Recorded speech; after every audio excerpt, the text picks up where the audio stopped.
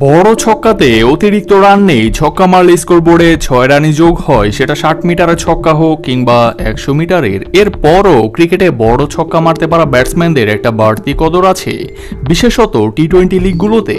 তা এবারের আইপিএলে এখন পর্যন্ত সবচেয়ে বড় ছক্কাটা মেরেছেন কে? আইপিএলে এবার এখন পর্যন্ত ম্যাচ হয়েছে 30টি, এর মধ্যে সবচেয়ে বড় ছক্কাটি এসেছে সানরাইজার্স হায়দ্রাবাদের অভিষেক শর্মার ব্যাট থেকে।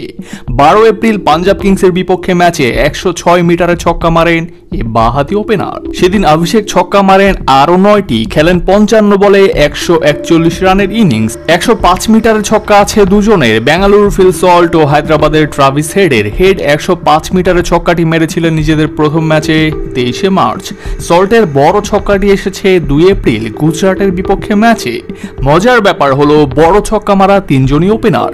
এই তিনজন বাদে 100 মিটারের বেশি দূরে বল পাঠিয়েছেন শুধু নিকোলাস পুরান ও অনিকেত বার্মা, দুজনের ছক্কার দূরত্ব 102 মিটার করে। আইপিএল ইতিহাসে সবচেয়ে বড় ছক্কা দক্ষিণ আফ্রিকার অলরাউন্ডার আলভি মর্কেলে 2008 সালে 125 মিটারের ছক্কা মেরে এই রেকর্ড গড়েছিলেন তিনি।